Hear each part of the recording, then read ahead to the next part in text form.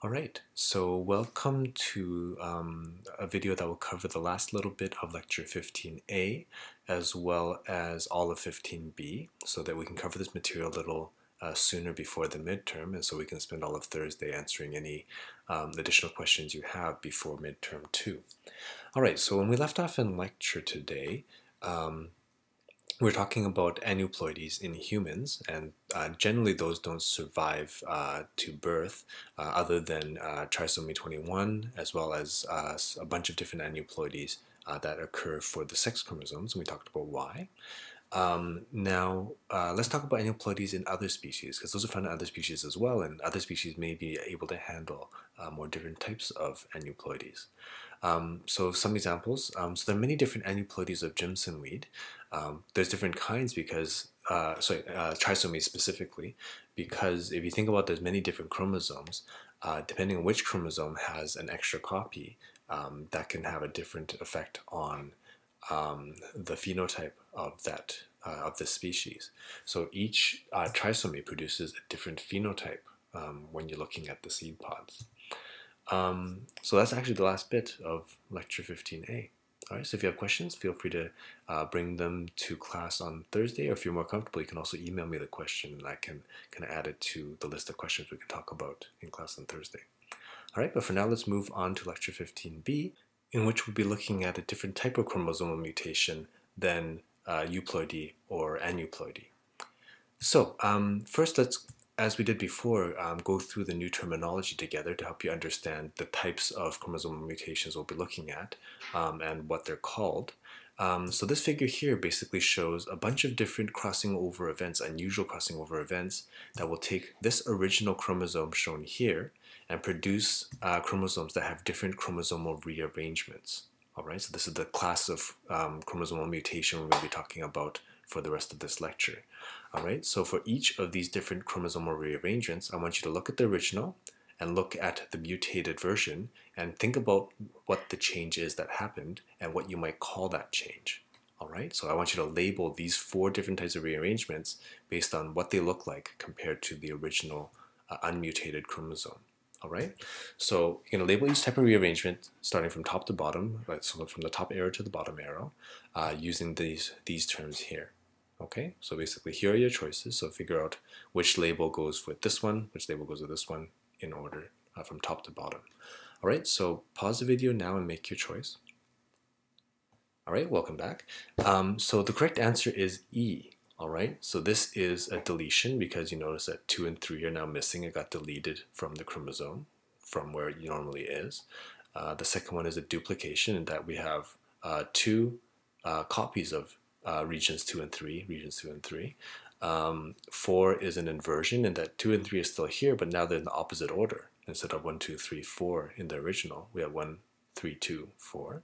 And the last one is a translocation where we're actually taking 3 and 4, so the right-hand side half of this chromosome, and moving it to attach to the half of a different chromosome. All right, so they're basically swapping the right-hand segments of these 2 non-homologous chromosomes. All right, so these are all different chromosomal rearrangements. All right, so now that we kind of quickly covered the terminology, feel free to review this and study this before moving on in the video. We're going to look a little deeper and look at the kind of the definitions as well as the causes of each type of rearrangement. How do we make each type of rearrangement happen? All right, so let's start with deletions. Right, so a deletion is when a portion of the DNA is lost from the chromosome. So for example, regions 2 and 3 and all the genes attached to them, those are now lost, and we have basically all the genes from 1 and 4 attached together instead. All right, so in this case, in this example, regions 2 and 3 are deleted. Notice that the numbers here, we're not really talking about individual genes. Instead, we're kind of just labeling a major chromosomal segment, which might have a bunch of dozens of genes within that region 2, for example. All right. Each of these chromosomal segments that are labeled with numbers in this case, or letters in other examples, these are regions that contain many genes. All right. So these deletions can be caused by different types of events. The one shown here is a crossing over event within the chromosome. So normally we do crossing over events between kind of homologous regions of homologous chromosomes, right? But here we basically see that within this chromosome, these two arrow regions are similar enough that they can actually sort of synapse together during meiosis and end up crossing over between them. And that basically loops out regions 2 and 3, and that gets lost because there's no centromere on there to drag it into a cell during meiosis, and you're basically left with just regions 1 and 4 attached to the centromere, and therefore able to be passed on to the gametes. All right. So crossing over between kind of repetitive or similar segments of DNA within a chromosome can cause the deletion of some regions, some sections of DNA. And like I said, the section that gets looped out ends up being lost. So that's gone from the genome now, that particular copy. Another thing that can cause deletions is when you have crossing over between homologous chromosomes, but at the wrong parts, right? So normally this is one homolog and this is another homolog. So during meiosis, crossing over between them is totally natural. But normally the crossing over should happen between 3 and 4 for this chromosome and between 3 and 4 for this chromosome. But these similar regions are misaligned, so the crossing over happens between 1 and 2 here and between 3 and 4 for its homolog. And this makes it so that region 1 crosses over and attaches to region 4, and the resulting chromosome is missing parts 2 and 3 again. All right, so that's what happens for this chromosome. For the other one, you actually get a duplication. You start with 1, 2, 3, and then you cross over, pick up 2, 3 a second time, and then get 4 after that. So that's how you get 1, 2, 3, a second copy, a duplicated copy of regions 2 and 3, and then 4 after that. Okay, so when you have unequal crossing over between homologous chromosomes, you actually get a deletion for one homolog and a duplication for the other homolog. All right, so we don't lose that segment, it just ends up on the other chromosome instead. All right.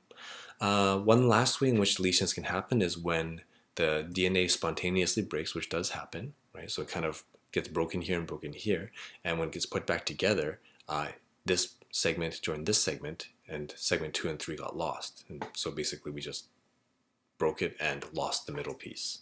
All right. So breaking the chromosome in these two locations and joining the two end pieces means that the middle piece gets lost. That's another way we get deletions. All right.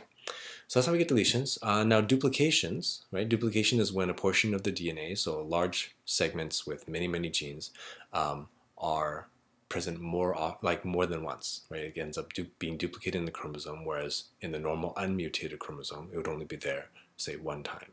Okay, so this can be caused by unequal crossing over between homologs, as we already saw. So that causes a deletion in one homolog, like missing 2 and 3, and a duplication in the other, duplication of 2 and 3. Okay, another possibility is looks pretty similar, but we're talking basically instead of a crossing over event, we're talking about having a break. For example, a break between 2 and 3 here, break between 3 and 4 here, and if you were to kind of put them back together but with the wrong pieces, you'd end up having 1, 2, 4. Right, so missing the 3 piece, and then the other one will get the duplication instead. Okay, so breaking in two different locations of two homologs and then rejoining the alternate pieces can cause a deletion in one homolog and duplication of the other. Okay, so similar to this first example, but now we're not really restricted to these similar looking kind of homologous regions within the chromosome. Breaks can happen randomly anywhere within the DNA. Okay, so that's duplications. Inversions are a little different in that we are again looking at crossing over events happening within one chromosome, right, is one cause of them. But notice that this time the arrows are pointing in the same direction, which is why when they cross over, you're actually forming a loop this way, and you don't lose that loop. You're basically just taking this piece and flipping it left and right, in terms of just flipping it on its axis 180 degrees and reattaching things. So now instead of going 1, 2, 3, 4, you end up going 1, crossover, go 3, 2, backwards order, and then cross back over 4. That's how we get 1, 3, 2, 4. All right, so again, this time we're not losing this piece. All we're doing is taking it and flipping it around 180 degrees, so it reattaches with this segment in backwards order.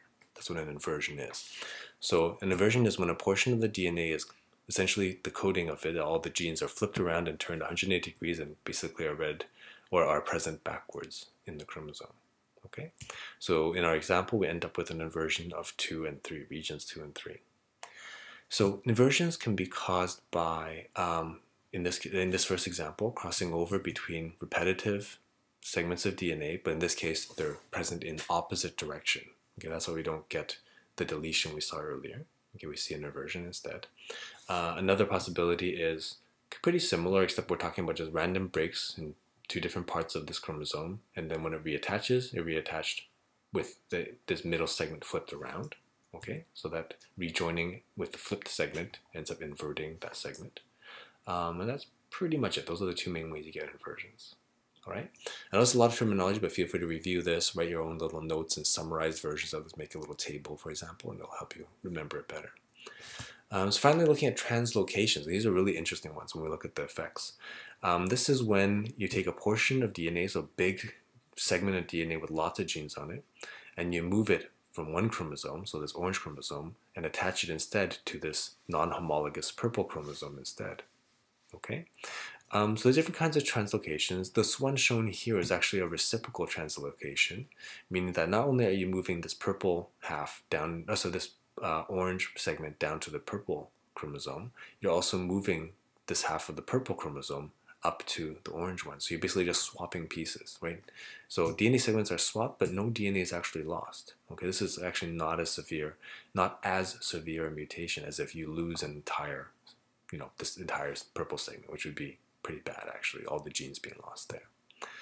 All right, so reciprocal translocations can be caused by crossing over, but this time crossing over between repetitive DNA segments, but in this case it's happening between two non-homologous chromosomes. So this can happen. Some parts of this chromosome might be similar to parts of this chromosome, and therefore some accidental synapsing and crossing over can happen, but this causes segments of non-homologous chromosomes to be swapped, which is what we call a reciprocal translocation. All right, another way this can happen is again with random chromosome breaks, which can happen anywhere along these two chromosomes, and if they were to reattach with the wrong pieces stuck together, we end up with a reciprocal translocation as well.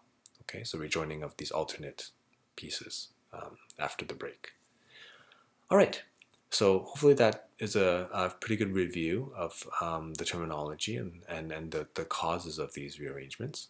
So I have a few clickers, again, once again, just to help you think about and digest these terms and the causes of them before we move on to look a bit more deeply at real examples. Okay, so first thing I want you to do is choose the best description of the type of chromosomal rearrangement being shown before. Okay, so we have the original chromosome, something happening, and a new mutated chromosome. I want you to tell me what kind of chromosomal rearrangement mutation is happening here. All right, so please pause the video and make your selection. All right, welcome back. So yes, the answer is C. We have an inversion in that if you were to break this chromosome in two places and flip the piece around and reattach it so that this segment is now in an opposite order, that would be a classic example of an inversion, but this is made by breaks and rejoining rather than by crossing over. All right, so we have another example here. So if this is what's happening between these chromosomes, tell me what kind of mutation will result from it. Okay, so pause the video now and make your selection. Okay, and I'm going to give you, so welcome back, and I'm going to actually give you a little more information and see if you actually keep that same answer or if you want to change it to a new one. So after this crossing over event occurs, this is what the resulting chromosomes will be like at the end of meiosis. At the end of meiosis, one gamete is going to have this chromosome, one will have this one will have this one, one will have this one. So think about what happened to the two sister chromatids, or two non-sister chromatids here. After this crossing over event happened, what's going to be, what was the resulting, how would you describe the resulting chromosomes in the gametes? All right, so I'll give you, pause the video and think about that one more time. Okay, welcome back. So if you look closely at the two chromosomes that resulted from this crossing over event, you'll notice that this one is now missing region C, whereas this one now has two copies of region C, right? So we would call that a deletion and a duplication. Deletion for chromosome 2 and a duplication of region C for chromosome 3. All right. Now some of you might have chosen translocation because it looks like, oh, we have two different colored chromosomes and we're kind of taking the blue segment and moving it to the purple chromosome. oh, sorry, the blue segment moving into the orange chromosome, so the orange one and moving it to the blue chromosome. Looks like a translocation, but notice that the chromosomes have the same kind of segment letters, right? They have the exact same genes, so that tells us that these are homologs. All right, translocation is when you're moving pieces of chromosomes that are not homologous at all, right? That code for different genes. In this case, we're moving segments with between homologs, and therefore this is a deletion and a duplication instead. Okay. So moving on, remember, if you have questions, feel free to send them to me by email or just bring them up, raise your hand and ask them on Thursday's lecture. All right, so next let's look at the effects of these chromosomal rearrangements, these types of rearrangement style chromosomal mutations. So first let's look at the effects of deletions. All right, so a question for you guys. So among the possible results of a chromosomal deletion, of the ones listed below, I want you to choose the one that's incorrect, okay? So choose the one that is not a result of a chromosomal deletion, or if you think that all the results from A to D are possible, then choose E. All right, that's just an explanation for what you're looking at here. All right, so take a read through these answers, pause the video and make your selection. All right, welcome back. So all of these are possible results of a deletion.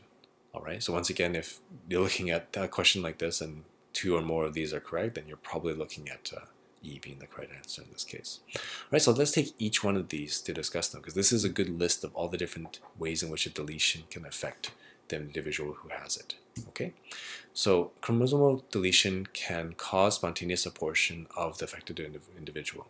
Reason being that when you delete a big region of this chromosome, right, with many genes that would normally be there, in a way you're basically making kind of a partial monosomy. So instead of losing all the genes in the entire chromosome, you're still losing like dozens, if not hundreds, of genes that would have been found in this section here.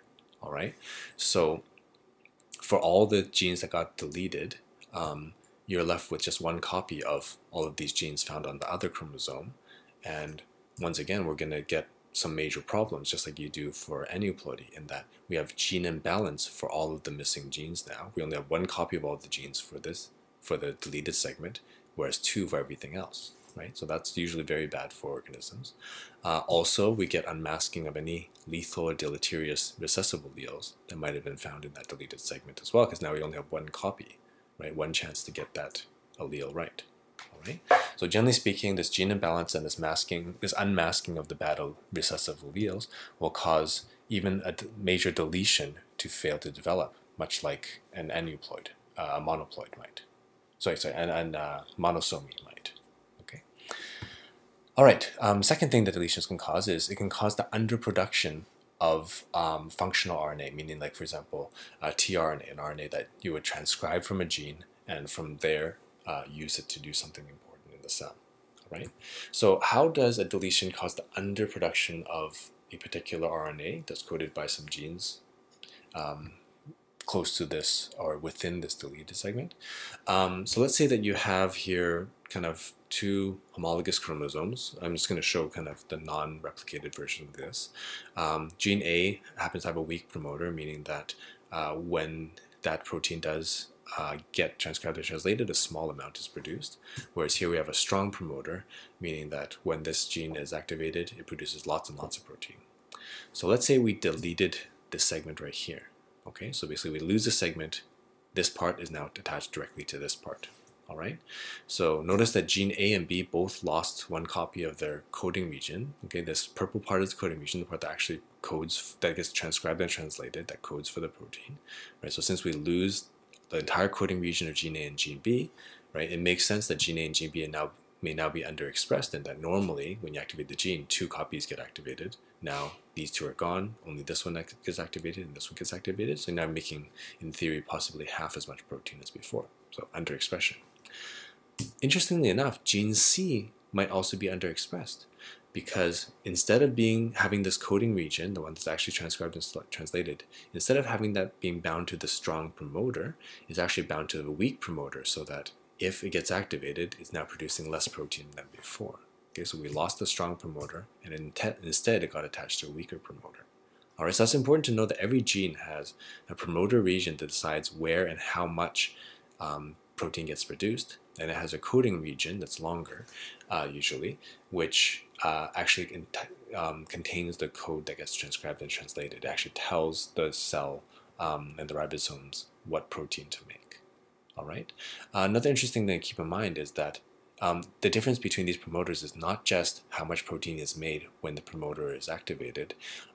It also depends on where and what situations these genes are activated as well. For example, if this is a lactase gene, normally it should only be activated when there is lactose sugar around, right? So now when the lactose sugar around, instead of making protein A, you're now making protein C. Okay, so not only are you making less protein, you're actually making it the wrong situation, right? Maybe this is meant to be hair color protein, but now you're making it whenever you eat dairy products, all right? So there's a lot of weird things happening when you delete a segment and put a promoter from one gene together with the coding region of another gene. All right, so that was one possible result of deletion, is underproduction of a functional RNA. Another is overproduction. That's possible as well, right? So similarly, if we have a strong promoter here and a weak promoter here, and we delete this segment here such that we now have a promoter attached to a coding region that it doesn't belong to, right? Then you might actually overproduce a certain protein. So now this coding region is attached to a stronger promoter than before. So when you activate this promoter with whatever signal activates it, you can end up overproducing this gene E, so protein or functional RNA, in the wrong situation and to the wrong amount, okay, by overproducing. Finally, for D here, producing a new protein that's a combination of two wild-type proteins, that's possible as well. For example, if we delete this segment here, all right, we'll end up attaching this coding region with this coding region. So we'll kind of transcribe and translate the code for making most of this protein, but that protein is going to actually be attached to the code, most of this protein being produced as well. Okay, so we kind of just make this Frankenstein type protein that has all of the almost all the amino acids from this protein attached to almost all the amino acids from this protein. Okay, so now we can make this new kind of Frankenstein sort of gene. All right, so the protein encoded by this new gene will have parts of protein C and parts of protein E stuck together. All right, in theory, it's possible. Of course, the reading frame would have to be correct, but we'll talk more about that kind of thing after the midterm. All right, so these are all different effects of deletions in terms of expression of genes anyways. So let's look at how deletions affect meiosis, and in turn how it can affect the reproductive success of individuals with deleted segments of chromosomes. So let's look at what happens when you have a pair of homologous chromosomes, right?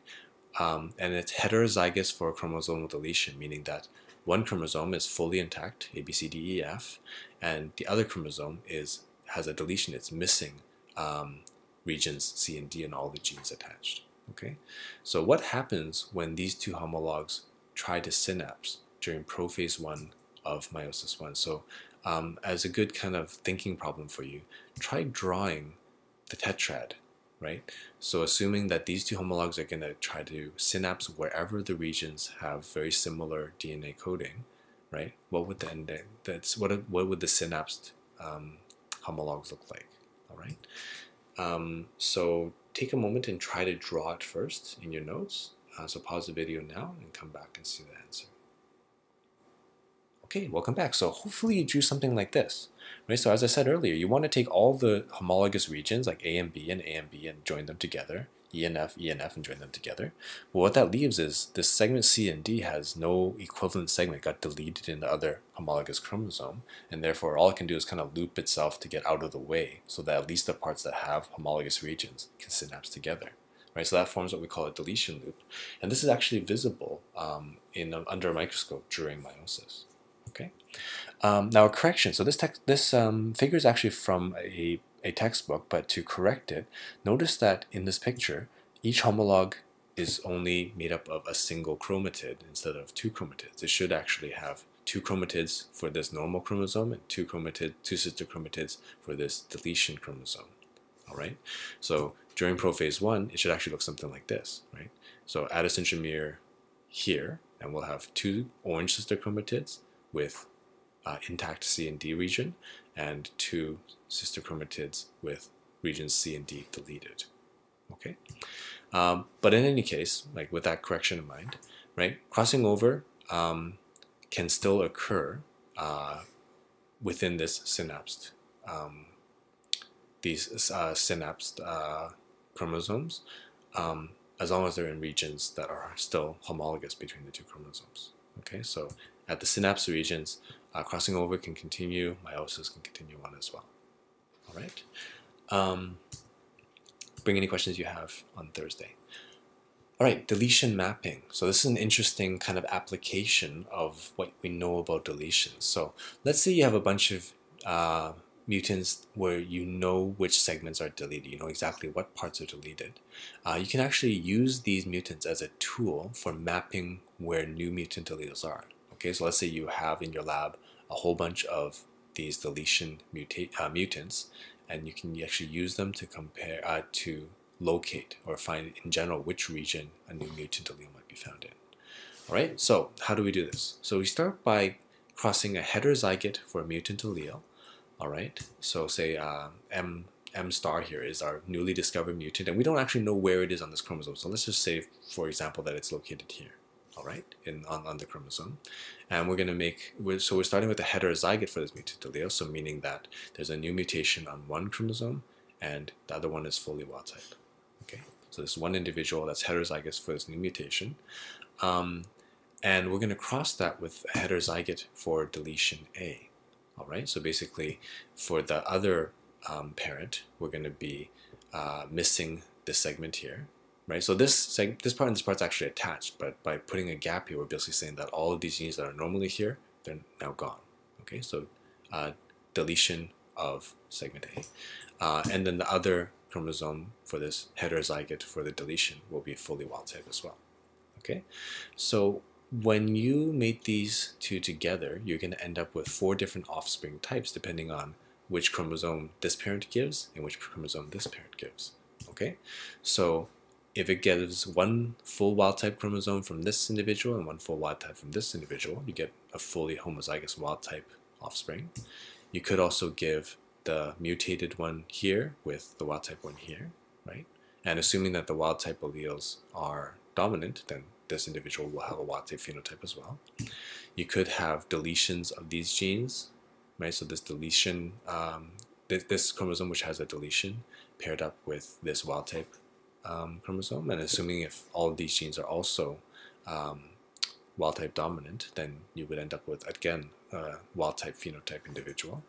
And then finally, if you have an individual that gets the deletion chromosome from this parent and the mutant chromosome from this parent, then we have something interesting in that we now have kind of deletion and mutation together, all right? And what this individual looks like will kind of tell you whether this mutation occurs in the same region as this deletion. Okay, so as I mentioned, kind of step by step, all of these first 3 we would assume are wild type, because generally speaking, if you have a working copy of the gene from the wild type chromosome, you'll be able to make the wild type phenotype. Okay, so we have 2 wild type copies of everything, at least 1 wild type copy, one wild type copy of each gene. Okay. So all of them have at least 1 good copy of every allele. Now, there's 2 different scenarios now.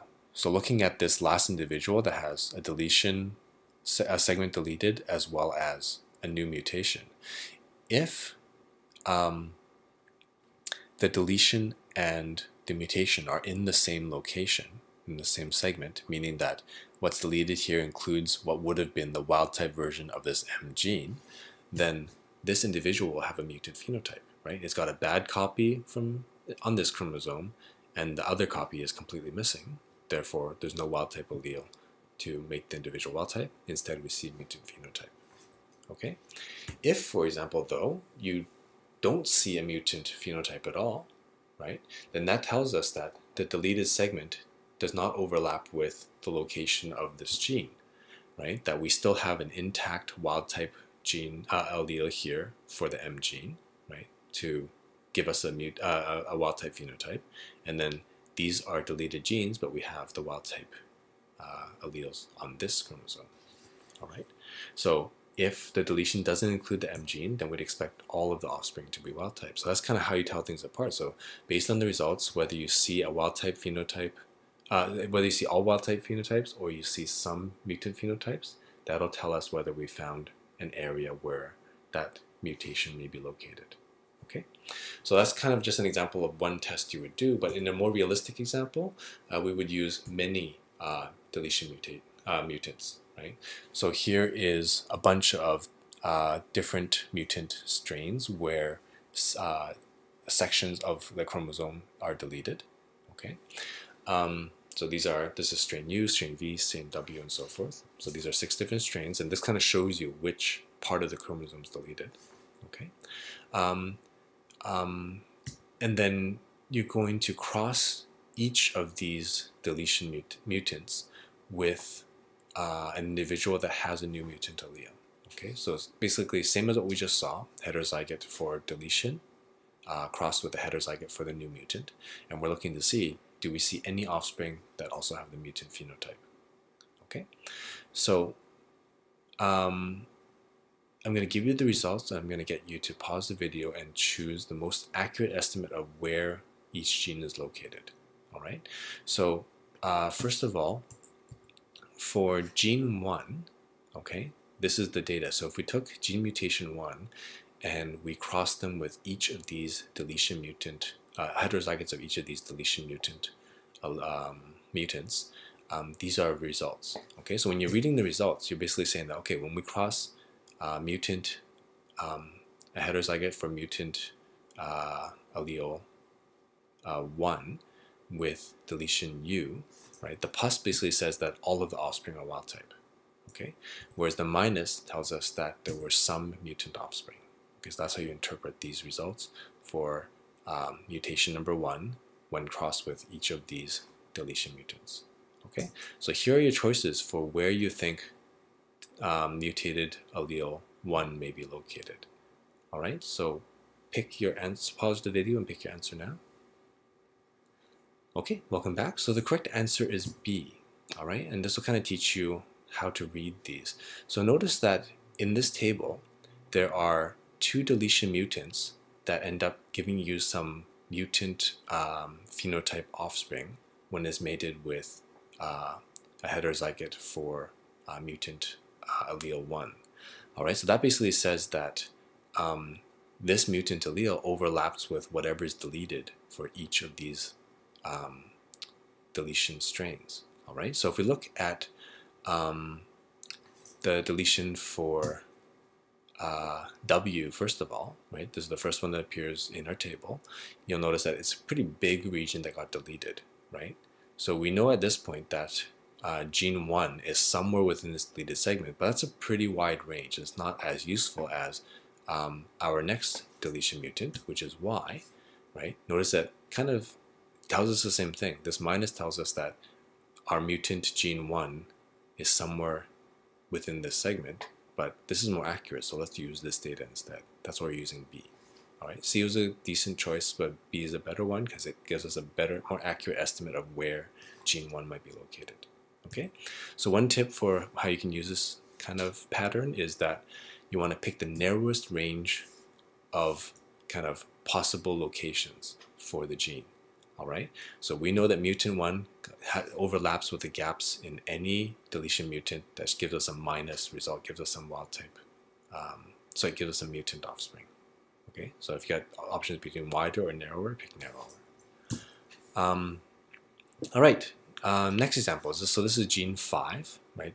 And we don't know where it's located, but we know that when we cross a heterozygote with deletion strain U, we have all wild type offspring, but if we cross it with deletion mutant W, we see some mutant offspring. All right, so pause the video and choose the narrowest location you can for where gene 5 might be.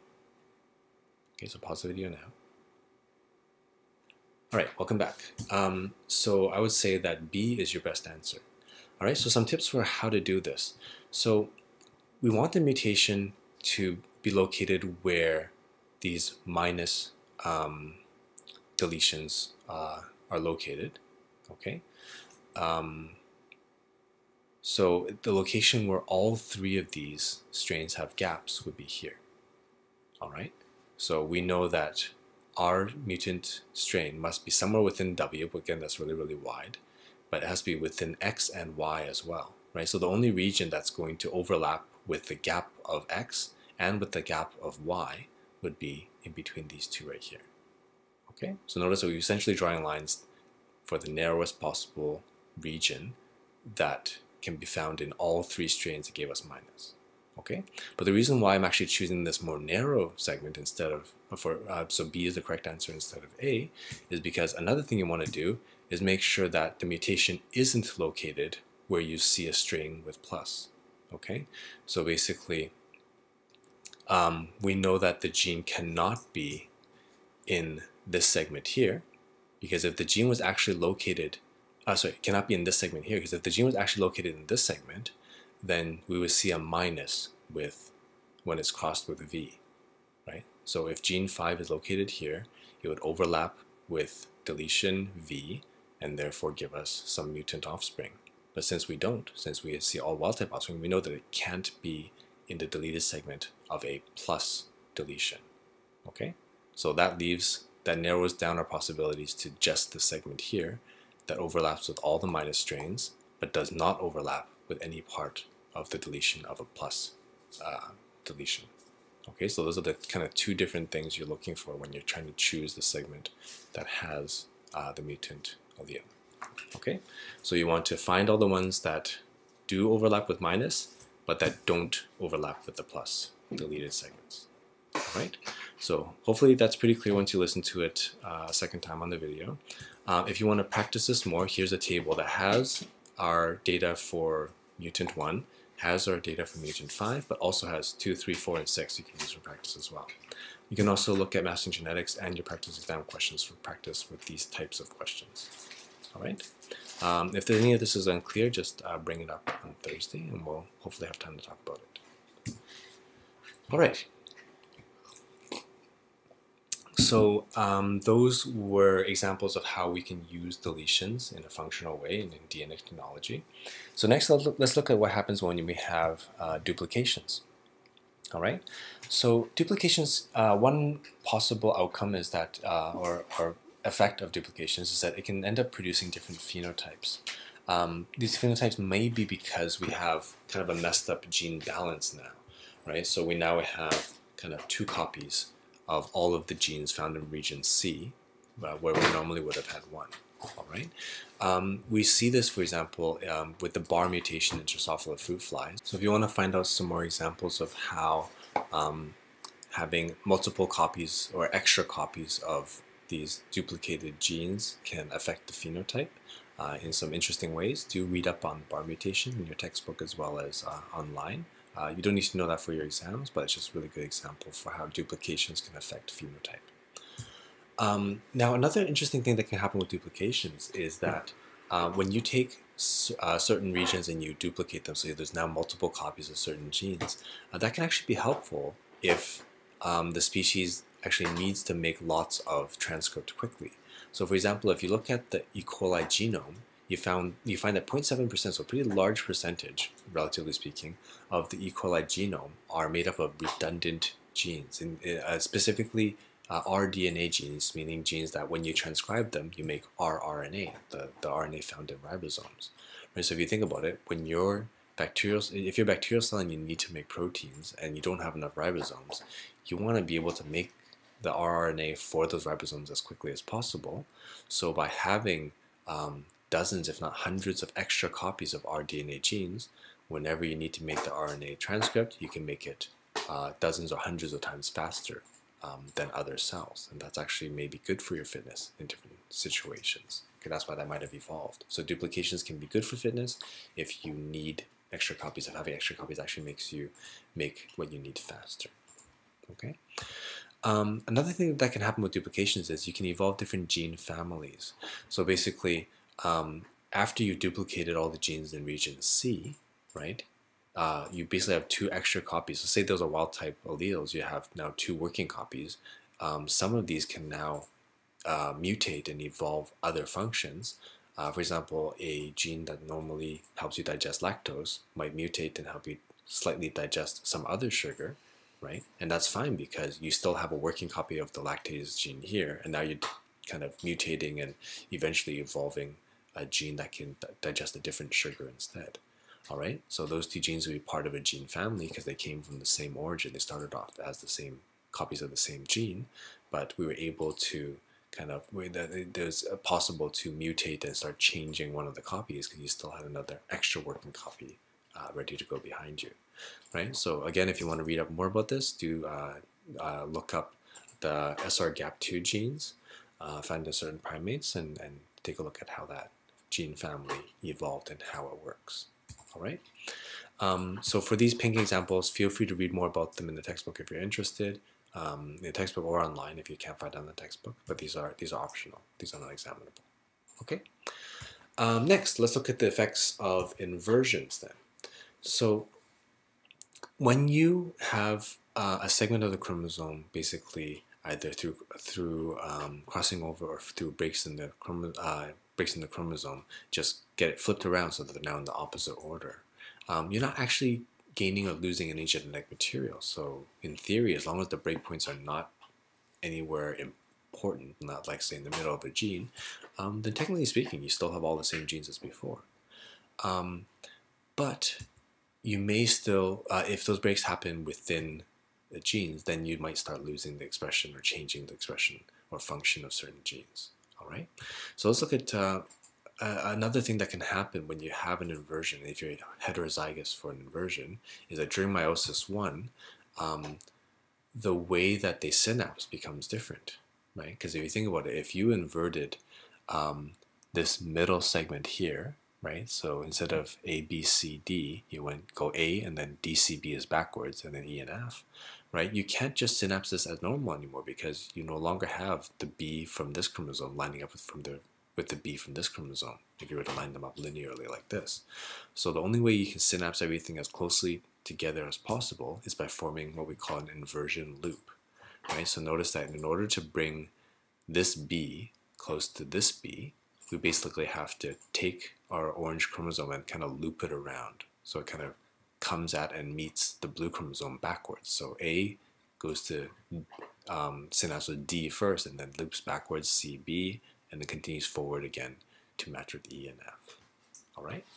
So that's how we synapse the homologous regions together as closely as we can, is by forming an inversion loop where one chromosome, let's say the one with inversion, has to loop around backwards, and the other one kind of just drapes over top like a rainbow, okay, to match them region to region. All right, now when we have a crossing over event happening within the inversion loop, right, different things can happen depending on whether the centromere is found outside of the inverted section or whether it is found within the inverted segment. Okay, so we're going to look at both situations. So the inversion happening, so if the inversion includes the centromere, we'll call that a pericentric inversion. Whereas if the centromeres are outside the inverted segment, as we see in our example here, this is an example of a paracentric inversion. Okay, para meaning beside, not within. Okay, so that's what we see here. So let's start with our pericentric inversion. So notice here that we have an inversion that includes the centromere, which is why the centromere is no longer located in the same location, relative location of the chromosome, right? And when you are synapsing them into a tetrad during meiosis, you'll notice that the inversion loop also includes the centromere. Okay, so when a crossing over event occurs within the inversion loop, all right, well, that crossing over event is basically happening between two non-sister chromatids, between one of the blue chromatids and one of the orange chromatids, all right? But then there are two other chromatids, in this case chromosome 1, which basically just continues on as normal, never took part in a crossing over event, and also chromosome 3, which is an inverted one, but again, comes in, loops around, continues on, never took part in the crossing over event. These ones basically keep their original sequences, right? There's no crossing over. Chromosome 1 started off normal, continues to be normal. Chromosome 3 started off inverted, continues to be inverted, and that's what gets put into the gamete.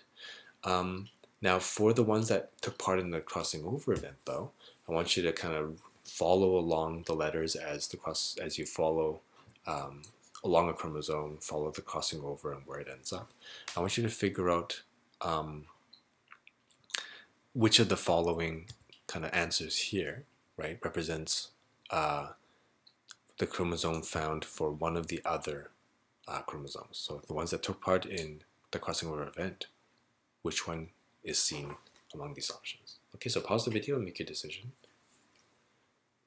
Okay, so welcome back. So the one that matches one of these crossed over chromosomes is C, right?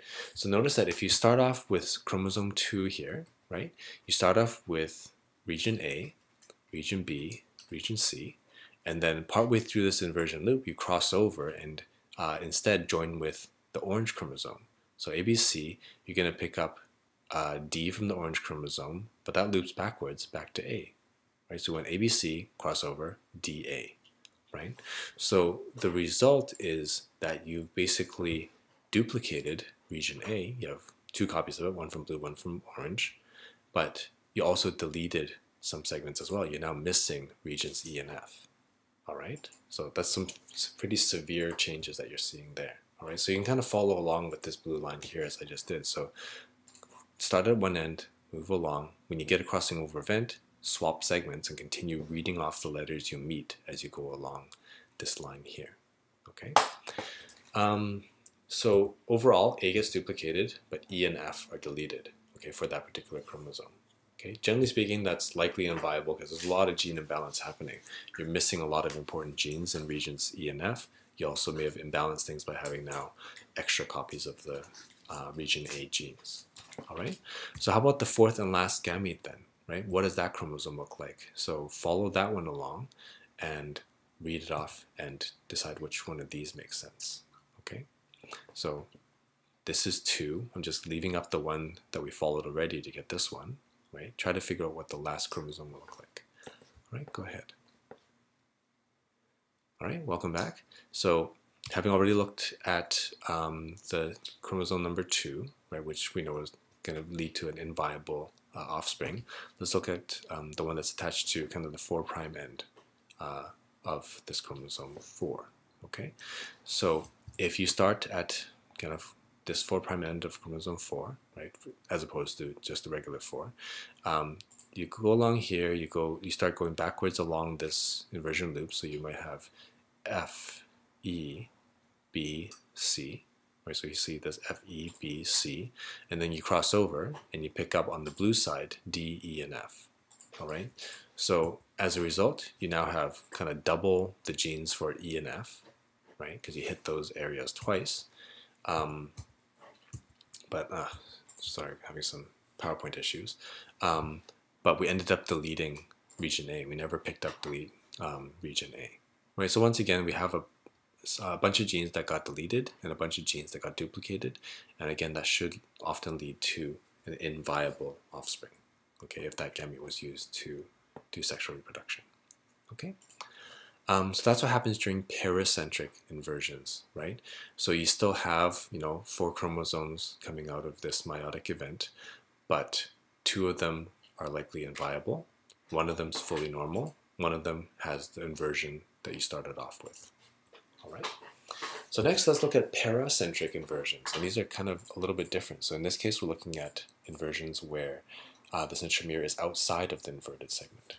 Okay. So once again, chromosomes 1 and 3 didn't take part in the crossing over at all, so they end up being the same as before. Number 1 being completely normal, number 3 having the inversion that we started with. Okay, but the ones that did get crossed over, they end up with deletions and duplications again, but in a different way. All right. So notice that when you have a crossing over event, if you take the chromosome that starts from the 2' end, right, we end up going F, E, D, crossing over C, B, and then back to E and F. All right, so that's the one we see down here. All right, notice that we never got to this side. We never picked up a centromere, right? So since it has no centromere, it doesn't get dragged into daughter cell after daughter cell, and basically it gets lost. All right, so that's not so good. All right, now we're missing a chromosome, and that's going to lead to some offspring that don't survive. Okay, so that's our acentric fragment there that's got lost. Okay, but what happens to the missing centromere then? It actually gets attached to the other altered chromosome, the other chromosome affected by the crossing over event. So if we start on the other side of chromosome 2 and follow along, we start with ABC, then we cross over and we get D, but then we loop backwards and pick up A again and a second centromere. That's what we see with chromosome 2 here. ABC, DA, and then back to a second centromere. Okay, so it's dicentric, meaning it has 2 centromeres. So what this looks like in the cell during meiosis is after the crossing over event happens, we have our acentric fragment that just gets lost during meiosis, and we have another one that has kind of joins the 2 centromeres together, right? So we have this chromosome that has these duplicated and missing sections, but 2 centromeres, so they're attached together.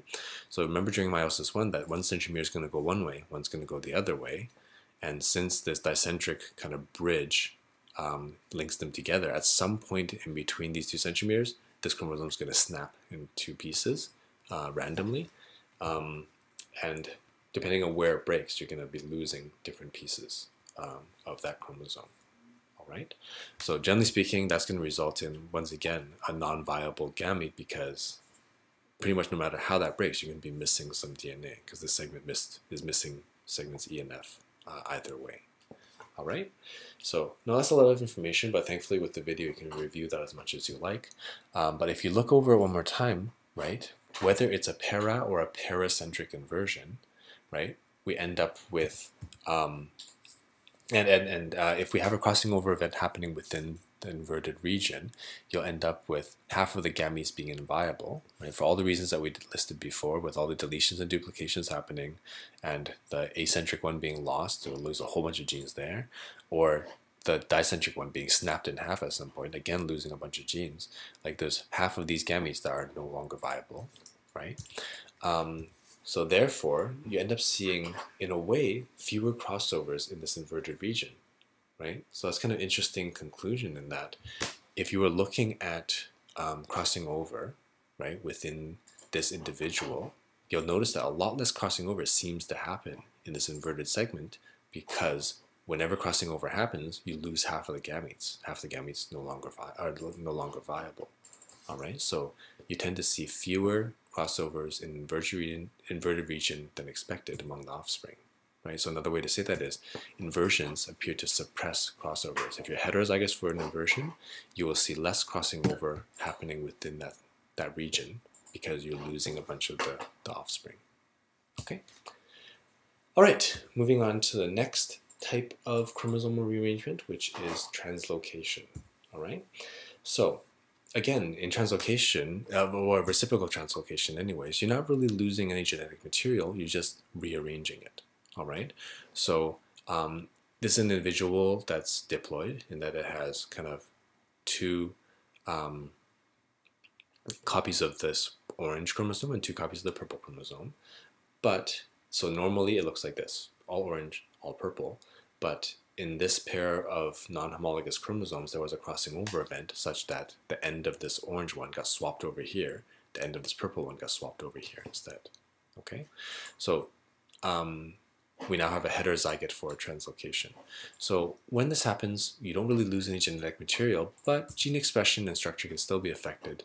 As we said before, if the breakpoints fall within genes, then you can end up putting the wrong promoter or a coding segment attached to a different coding segment. Okay, so go back to seeing what we talked about in inversions if you want to review how that works, or deletions as well.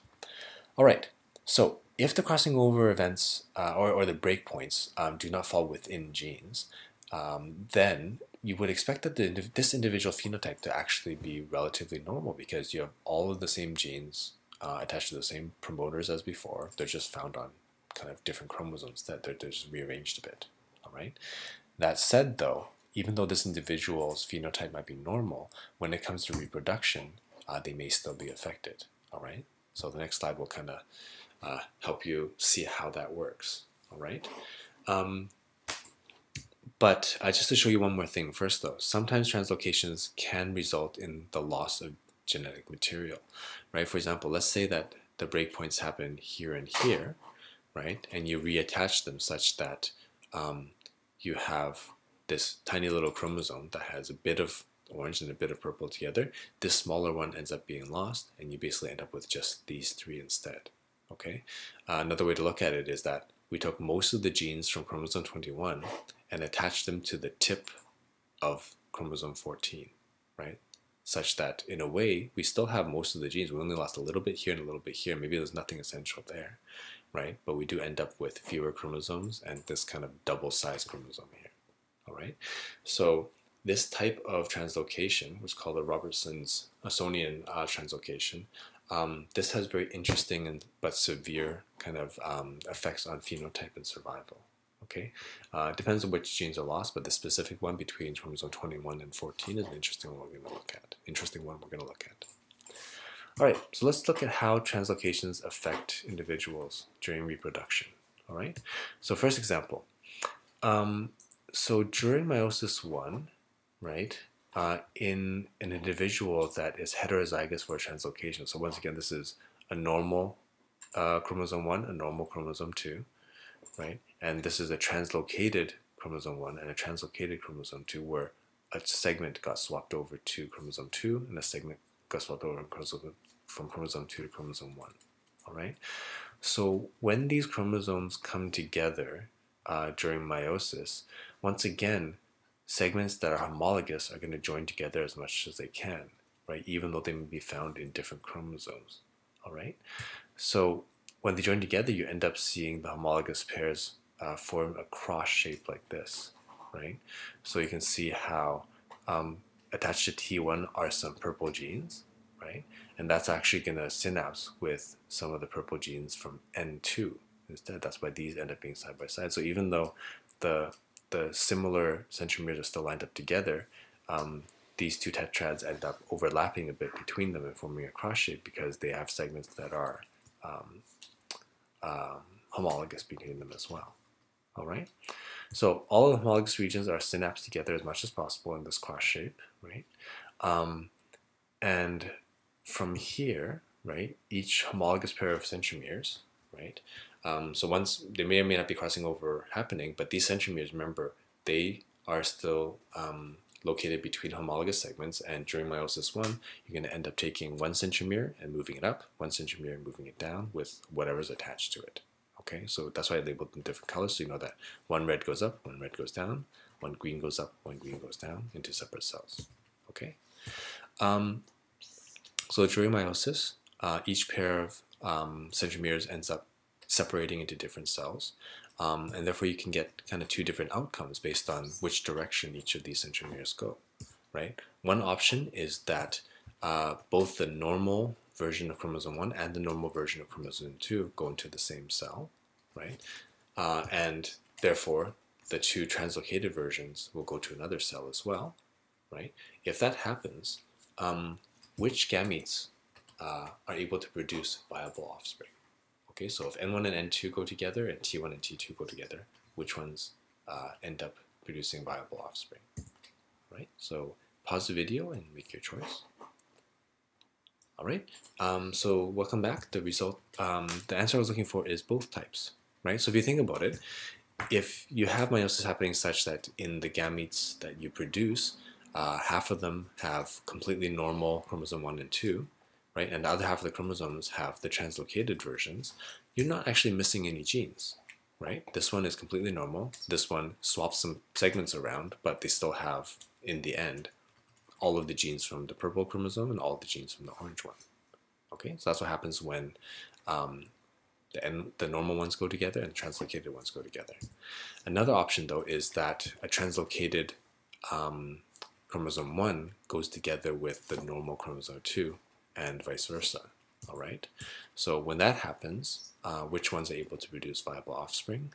Think about it, pause the video, and make your selection.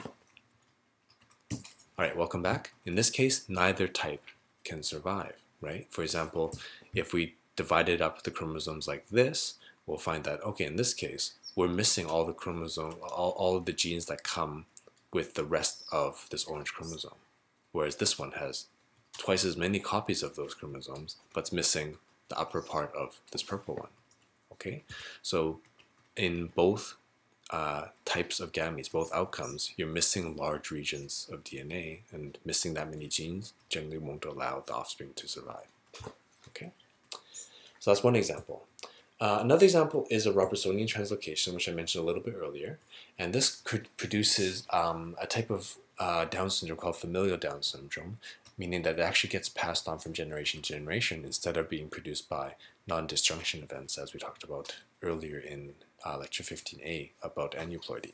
Okay, so notice that when you have a Robertsonian translocation, you're taking most of the genes, all the essential genes from chromosome 21, and basically attaching it to the tip, cutting off the little tip and attaching it to chromosome 14, right? So even though we do lose a little bit of DNA here and a little bit of DNA from this tip here, because this smaller segment is lost, we still have most of the genes for chromosome 21 here and here, and most of the genes from chromosome 14 here and here, okay, even though we're missing one chromosome in total.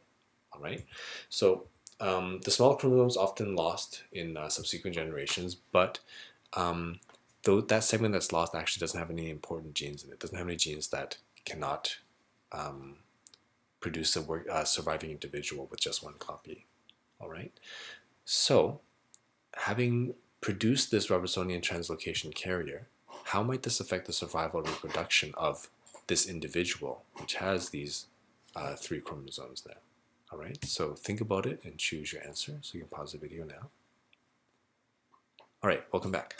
So what ends up happening is that this carrier can survive because, like I said, it still has 2 copies of all the essential genes from 21 and 2 copies of all the essential genes from chromosome 14, but it won't be able to produce normal offspring, and we're going to take a close look at why. All right, so this table here basically shows all the possible gametes you can get from this Robertsonian translocation carrier. It's a carrier because it still has a normal chromosome 21 and a normal chromosome 14, but it also has the translocated kind of chromosome that has most of the genes from 21 and 14 together. All right, so this one, like I said, is lost, but then during meiosis, you end up pairing together whatever parts you can. All right, so all the purple parts that are homologous pair together, orange parts as well, but notice that some of these parts, like this section here, no longer has a homolog to pair with. That's why it's just kind of sticks out like a sore thumb. All right. Now, during meiosis, remember that the homologous centromeres end up separating, so one goes one way, one goes the other, right? So you'll notice that half of them, the resulting gametes, will get a full-sized purple chromosome, right? Whereas the other half, so here, full-size purple chromosome, full-size purple chromosome, and then for the other green centromere, they'll receive the translocation one that has mostly purple stuff plus a lot of orange genes attached as well. Okay, so that's what's happening with the green centromeres. With the pink ones, we only have one. The other one got lost, right? So for the pink centromeres, half the time it ends up in the gamete, half the time it's completely missing. Okay, so when we take these gametes, right, and we mix them with gametes from a normal parent that just has a normal chromosome 21 and a normal chromosome 14, we just kind of draw together what we got from this gamete, and this is one type of offspring, another type, and so forth, right? Let's take a look at what's going to happen to each of these offspring. So first look at offspring 1 and think about what phenotype you could expect to see. All right, so choose your answer and pause your video now. Okay, welcome back. So notice that we would expect individual 1 to have Down syndrome, right? We expected this individual to have Down syndrome because notice they have 3 copies of almost every single chromosome 21 gene, right? So since it has 3 copies of all of the genes from chromosome 21, or most of them anyways, we're essentially looking at trisomy 21. We're looking at too many copies of the genes from chromosome 21, which, as we know from before, causes Down syndrome. Okay, now offspring number 3 is fully normal, right? Because it has 2 normal copies of 21, 2 normal copies of chromosome 14. Number 4 is lethal because this is, well, how would you describe it actually? So number 4 is lethal because it is missing an entire chromosome 21. Chromosome 2 here, what would you describe it as? Okay, so take a look at the options and pick your answer. Okay, welcome back. And so this is another translocation carrier. Notice that this individual has the same genotype, in a sense, as the original translocation carrier parent, right? One normal 21, one normal 14, and one kind of Robertsonian translocation. All right. So if person number 2 had one child, right? What's the probability that that child will have Down syndrome? This is a difficult question, so think about it. Okay. And when you're ready, commit to your answer before you continue with the video. So please pause the video now. Okay, welcome back. So the probability that this individual will have a Down syndrome child is actually 1 in 3. It's actually much higher than you would expect for a normal, healthy, younger mother. All right? Because if you think about it, this individual is basically this individual, right? And out of all the possible kind of gametes and offspring that they would produce, one of them doesn't survive, right? We talked about how this is lethal because it only has one copy of all of these chromosome 21 genes, and monosomies don't generally survive, so that's lethal, right? So of the remaining 3 kind of viable offspring, one of them will have Down syndrome, so that's 1 out of 3 possibilities. Okay, so that's why in families that have Robertsonian translocations, Down syndrome is hereditary. It's found way more common in this family, appearing in this family than you would expect, based on just non-destruction events alone. Okay, sorry, it's a little messed up looking there. All right, so next, I just have a bunch of review questions that you can use. It's going to target some common misconceptions when it comes to this week's material, and as you go through the questions on your own time, hopefully it will help you to kind of understand and digest this material better. Okay, so here's the first question. So a human individual with 45 chromosomes is an example of what? So pause the video. Okay, welcome back. So the correct answer for this question is a monosomy, right? Think about it. We have normally 23 chromosomes per haploid cell. So in the diploid organism, we expect to have 46. So if you take the full diploid complement, but you were to lose one of the chromosomes, creating a monosomy, you would end up with 45 in total. Okay, so this is what one example of monosomy might be, where you have an X chromosome, but you're missing the Y, right? So that's the one chromosome that's missing. All right, the drug colchicine can directly cause what? All right, so pause the video and make your selection. All right, welcome back. So generally speaking, the drug colchicine can be used to produce polyploidy, right? So if you have a diploid organism and you use colchicine so that you can no longer kind of pull apart and separate the sister chromatids when they separate from each other, then you end up keeping all 8 copies of the chromosome and now doubled your chromosome number from only 4 to now 8. Okay. So once again, if you can't make microtubules because of the colchicine being present, then the chromatids don't separate into separate cells, and now you have double the number of entire sets of chromosomes that you started with. All right. Next question. So if hexaploid wheat has 42 chromosomes, how many chromosomes are found in its gametes? All right. So pause the video and think about that. All right, welcome back. So when this hexaploid wheat makes gametes, those gametes will have 21 chromosomes each. All right. So if an individual is hexaploid, that means that they have 6 full genomes. They have 6 copies of every single chromosome, right? That means that each haploid set actually has 7 chromosomes in it. So there's 7 different chromosomes, different size chromosomes in wheat, right? And this hexaploid individual actually has 6 versions of each chromosome. Okay, 6 copies of each chromosome. All right. But when you're doing meiosis, you're not trying to get a haploid gamete necessarily. All you're doing is taking whatever number of chromosomes you have and cutting it in half. Okay. So if you start off with 42 chromosomes and you're doing meiosis, your gametes are going to have 21 chromosomes. So if you start off with 6N, you're going to cut it in half and have a 3N gametes. So from hexaploid to triploid gametes. All right. Next question. So maternal age is probably a contributing factor in what? Okay, so think about it. Pause the video. Okay, welcome back.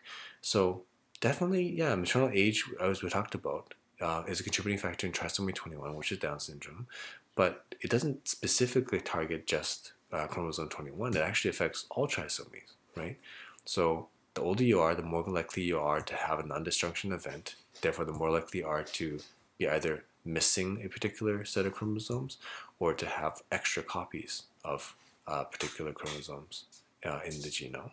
Right, so non-disjunction effects, if events generally produce monosomies and trisomies, but this can happen for any pair of homologous chromosomes, not just trisomy 21 or 13 or 18. Okay, next question. Okay, so I'll let you read it on your own and then pause the video and make your decision. Okay, welcome back. So the answer in this case is none of the above. All right, so when an individual is homozygous for an inversion, right? Notice what happens.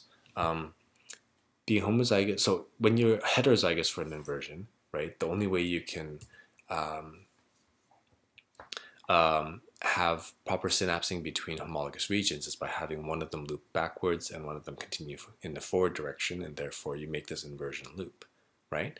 But if you were homozygous for that inversion, right, then you don't really need to have an inversion loop because both of them have the exact same gene order, all right? So they can just synapse linearly like normal chromosomes would, okay? So since both chromosomes share the exact same inverted region and those genes are in the same order, right, then you just basically synapse and cross over and divide like you normally would, okay? So you actually wouldn't have any problems reproducing, at least with a similarly inverted individual. All right, next question. So individuals heterozygous for reciprocal balanced translocation, assuming that the breakpoints don't interrupt the genes and affect the individual genes, what would happen? Okay, so this is actually a map of what this individual look like. Individual that's heterozygous for a reciprocal balanced translocation. So pause the video and make your selection now. Okay, welcome back. So C is the correct answer. So even though you didn't directly affect any genes, just by having a translocation that's heterozygous for at all, you'll have reduced fertility because only about half of the gametes would have either two normal chromosomes or two translocated chromosomes, and therefore wouldn't be missing any genes. All right, so hopefully those questions help you to kind of start working with this material and knowing how to use it to answer questions. If you have any questions, please either email me before Wednesday night so I can look at them, or just ask me during Thursday's lecture. All right, thank you so much for taking time to listen to this. I will see you in class soon.